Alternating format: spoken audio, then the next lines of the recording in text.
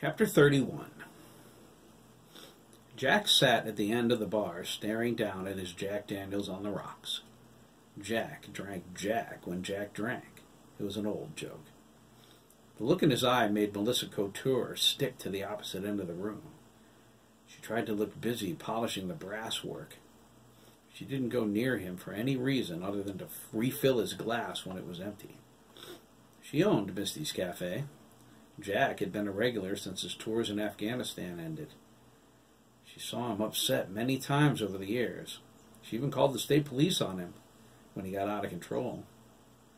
Misty only saw him this angry once before. It was the day Carol Sinclair told him she was pregnant. Misty sighed, stubbing out her Virginia Slim. She carried the bottle of bourbon down to Jack. She dropped a couple of fresh ice cubes in his glass and filled it to the top. She slipped his money from beneath the ashtray and took it to the register. He was her only customer. That frightened her. There was a lot about Jack to fear. She walked as if on thin ice when he was around. Jack came through the door fuming. He stormed past Misty without a word. Misty thought, screw the thin ice. Today's the day to be walking on air. Usual, Jack barked as he sat down. He dropped $40 of his son's money on the bar and slapped the ashtray on top of it. Keep them coming. That was Jack's key phrase, keep them coming. Keep them coming meant Misty better fill his glass each time he set it down empty. He was angry, and he didn't want to keep asking for another drink. Jack's anger was familiar. Misty hated it, but running a bar was a business. Money was the bottom line. Jack wasn't a liability, even if some customers refused to come in when he was there.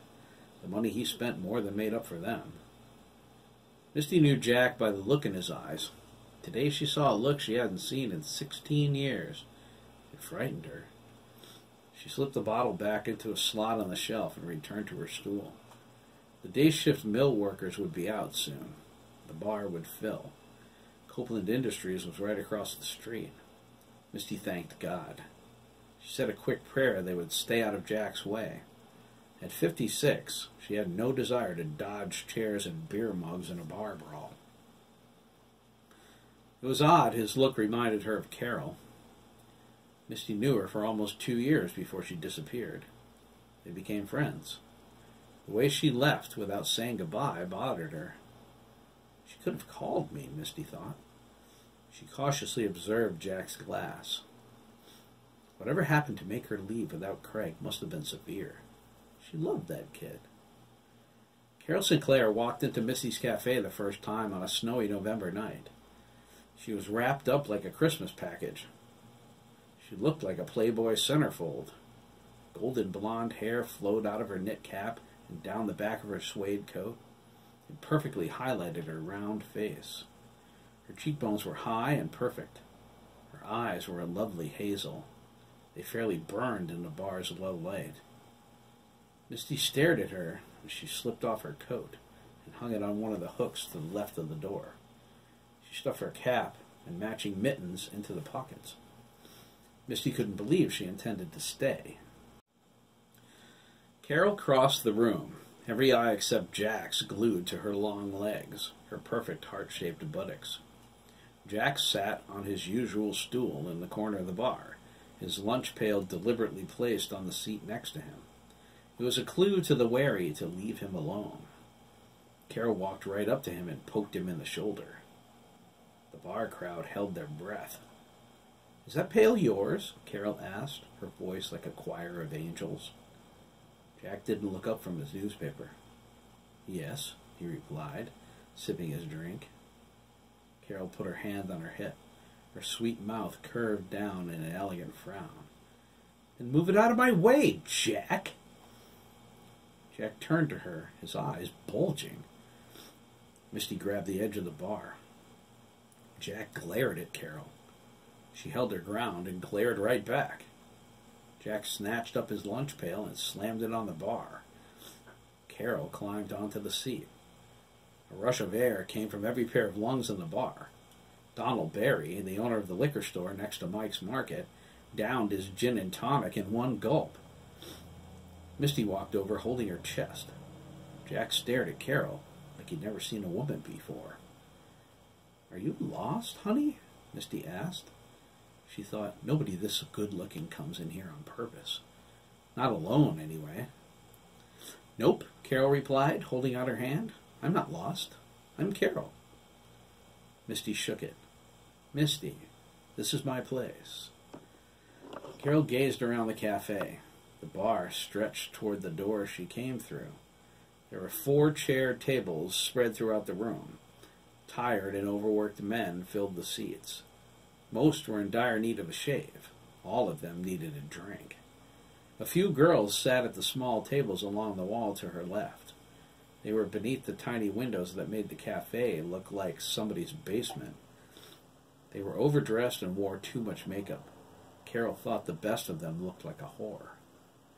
Behind her, the men who froze when she walked in resumed playing pool. Behind them were the bathrooms, the door to the basement cooler, the back exit, and Misty's office. "Nice place," Carol said. "Rough. I like it rough." "You do?" Misty asked. She thought, she's a Barbie doll, for God's sake. "Who's Mr. Green Eyes over here?" Carol asked, thumbing toward Jack. "Lady, I'd better warn you," Misty began. Jack held out his hand to Carol. "Jack Dougan." Carol took it and gave it a shake. She laughed. "So, I was right. Nice to meet you, Jack. Are you man enough to buy a lady a drink, or should I buy one for you?" Jack pointed to the cash without taking his eyes off of her. Misty thought she was going to have a coronary. "ID, please," she said, praying Carol was of age. She was 22. "What'll it be?" "Jack and Coke, no ice." "I don't know if I'll fit in the glass, sweetheart." Jack smiled. Carol giggled. He's flirting with her, Misty thought. Jack returned from Afghanistan after serving 4 tours. He sat on that same stool every night. Misty welcomed him home. He was a soldier, and she supported the military. He never bothered with any women until Carol. It was like he had no interest in sex. Too bad, Misty thought. His green eyes are to die for. She put the drink down between them. Carol said she was a nursing student. She was trying to get her RN certificate before her parents moved to California. She wanted a decent job and a place of her own, even though they wanted her to go with them. Her father, Stanley, was in computers. He was taking her mother, Caroline, and her baby brother, Bentley, barely a month old — she had no idea how her parents managed that at their age — to Hollywood to seek his fortune in special effects. Jack and Carol closed the place. They left together that night and many nights after. She met Jack daily and moved in with him when he bought his house 2 months later. Misty never considered Jack a happy man, but when Carol came into his life, he was a different person. He laughed. He talked about Afghanistan, too, a previously forbidden subject. Jack dug into his wallet and bought drinks for the house. They were like Bonnie and Clyde. Jack stormed into the bar on their 10th-month anniversary. Misty thought she was having a flashback. He was alone and looked ready to boil over. Misty brought him a drink and asked him where Carol was. "My mother's," Jack replied through his teeth. Misty thought, they're fighting. It was bound to happen. Jack slammed the drink down. Misty poured him another. "What's wrong, Jack?" she asked, wearing her concerned bartender's face. "Carol's pregnant!" Jack raged and slammed another drink. Misty kept pouring. "Hey!" she exclaimed. "Congratulations!" Jack glared at her. "What's wrong, Jack? You and Carol are perfect for each other." "That's right," Jack snapped. "Carol and me. I don't want kids, Misty. This world's too messed up of a place to be a kid. You know the kind of hell kids go through every day?" Down went another drink. Jack got loaded that night like never before. She hoped when he woke up at his cell at Troop C in Tolland, he would get his act together. But it didn't happen. Carol went back to him, but he treated her like crap. It stayed that way through her pregnancy. Carol disappeared after Craig was born. A rumor suggested Jack murdered her in a drunken rage until he received papers from a California court awarding him full custody. Misty was shocked. Carol told her how much she wanted her baby. She believed Jack would come around. Despite the constant bickering, she still loved him. Last time Misty saw her was the night her water broke in the bar. She went to the hospital in an ambulance when Jack refused to drive her. His mother, Nancy, stormed in a few hours later to inform him he had a son. Misty couldn't believe this short, stout woman had the guts to speak to Jack the way she did. "Off of the stool, bucko," Nancy commanded, poking Jack in the side. "I'm not going anywhere," Jack said. "You're going to the hospital and greet your boy into this world, Jack Wade Dougan," Nancy spat. "If I have to drag you, I will." Jack went. Misty was glad. She almost asked Nancy for her phone number. Bouncers were hard to find. Nancy could handle any disturbance whatsoever if she could handle Jack. Misty smiled as she filled his glass again. She would keep them coming, and hopefully Jack would pass out on the bar before anything bad happened.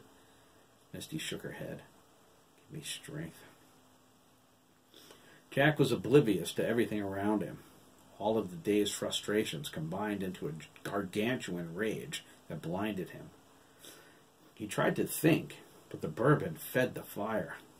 Jack wanted to forget he ever got up, forget the throbbing in his cut foot, and that stupid woman in the unemployment office. He knew who was to blame for all of this. Craig, Jack thought. Everything is Craig's fault. The woman at unemployment set the wheel in motion when she said Jack couldn't file a benefits extension. He gripped his glass as he remembered what he said to her. "What are you talking about?" Jack asked, going very red. "Are you stupid or something?" "I'm sorry, sir," the woman replied. Jack reeked of alcohol and was obviously unstable. She wasn't getting hurt over her crummy job. "I don't make the rules." "Rules?" Jack cried. "I was told I could extend my benefits at the end of this claim. What kind of crap is this?" "It's the president's crap, sir. He discontinued that program." Jack got nowhere, even after screaming at 3 different supervisors. By the time he left, under the threat of having the police called on him, his head was pounding and his throat hurt from yelling, which in turn made his voice hoarse. He needed a drink. "These idiots have no idea what they've done to me." The only options they could give him were to try for welfare or call the president. Jack pushed his way out of the unemployment office. He knocked over an armed forces display before kicking the door open. He retreated to his maroon Monte Carlo. There was only a half a shot of bourbon left in his emergency bottle. "Oh my God," Jack thought, swallowing it. "I'm going to kill somebody." He hit the key, started the motor, and floored the pedal. The 305 roared to life, a cloud of black smoke covering the parking lot. He laid 2 neat strips of rubber on the blacktop. What else could go wrong, Jack thought. He pulled up to the light. He intended to take a left and go to the liquor store. But when he hit the brakes, he heard a grinding noise from the front discs. Jack screamed. He turned right instead, straight into traffic. Cars were backed up down East Center Street to I-384 from road construction on Main Street. He ground his teeth as they inched along. Unbidden and unwelcome, memories of Carol flooded his thoughts. She had to screw things up, right? Jack thought. She had to go back on our agreement. When Carol came along, life was good for Jack for the first time since he was a kid. Jack fell in love the first night they spent together. The next morning, they sat in the kitchen having coffee. Jack was brooding. Carol lovingly drew him out and encouraged him to talk about what was bothering him. Jack said he was afraid she might get pregnant since they didn't use protection. Carol laughed. She was on the pill. A child was the farthest thing from her mind. She needed to finish school and start her career. There would be time for children later. I don't want children, Carol, Jack said. Ever. You have to understand that right now. Carol slipped her arms around his neck and kissed him on the cheek. Whatever you say, baby. Yeah, right, Jack thought, reaching the entrance to the highway. You liar!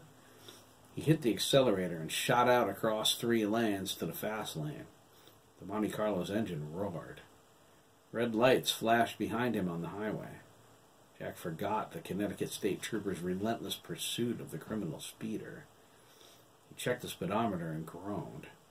He was doing 85. Carol's words of betrayal from the morning of their 10th-month anniversary filled his mind as he pulled over. The state trooper got out of his car. I'm pregnant, she whispered into his ear. She was nibbling on his earlobe. Jack jumped up from the table. He ordered her to have an abortion. Carol tearfully refused. He advanced on her. She ran out the front door and flew down the steps into Mike's arms. Hey now, Mike exclaimed. What's going on here? Carol burst into tears. Stay out of this, Mike, Jack raged. He reached for Carol.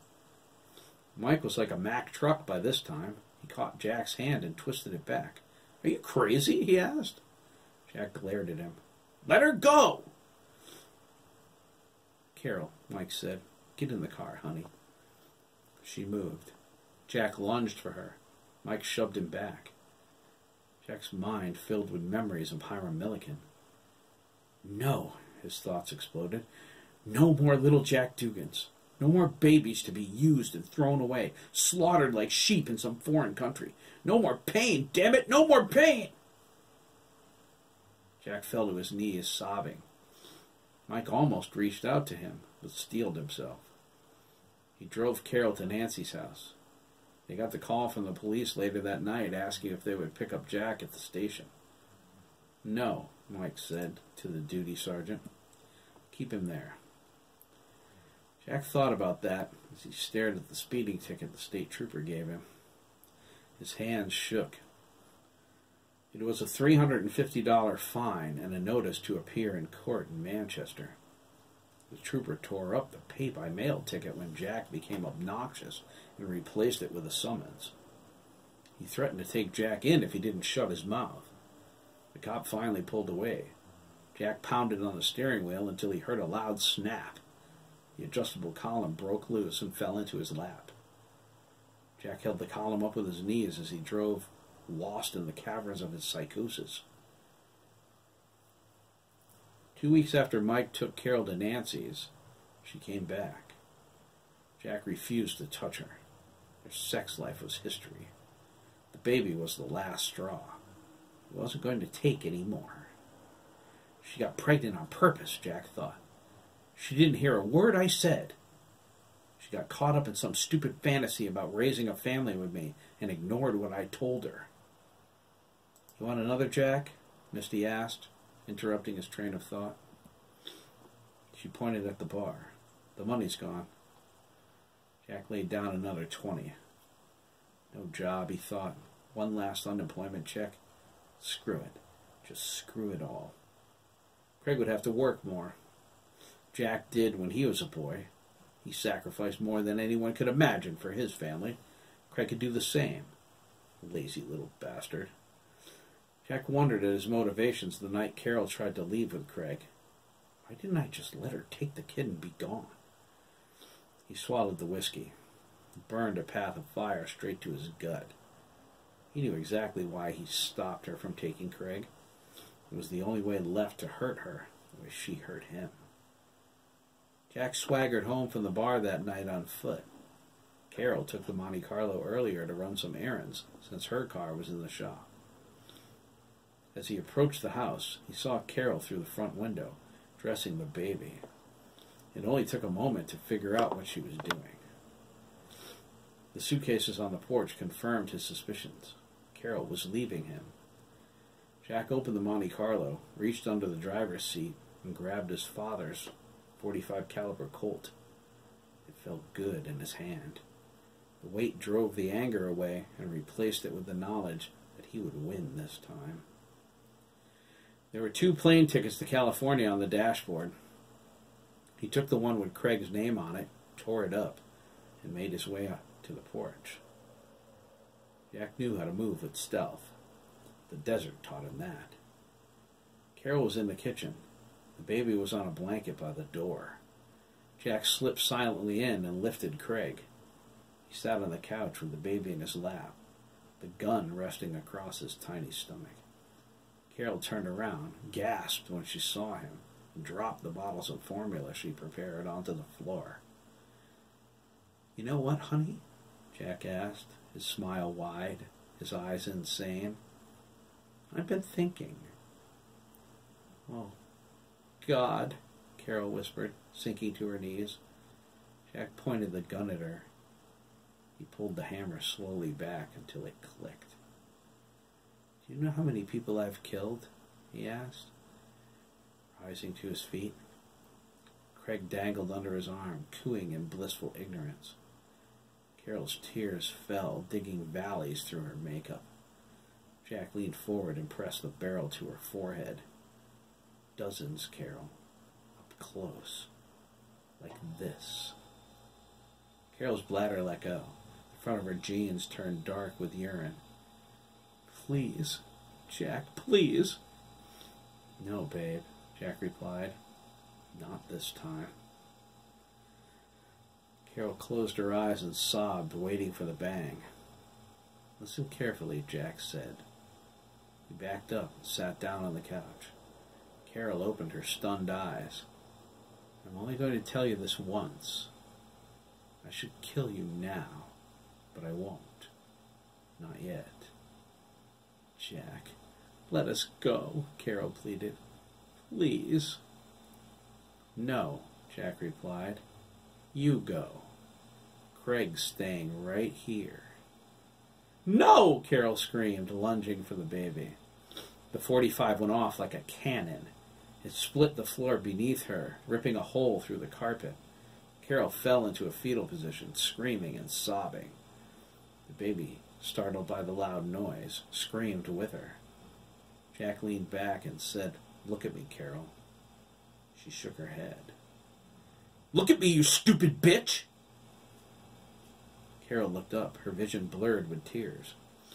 The baby was in Jack's lap, with the gun pointed at his temple. Carol moaned. "Take your plane ticket and leave," Jack said. "Go to California. See if I care. If you call the cops, I'll blow his brains out. If you call my family or anybody we know, I'll blow his brains out. If I don't get full custody within 6 months, I'll blow his brains out. If I ever see your lying face again, Carol, I'll blow his brains out. Then I'll kill you. Don't even test me."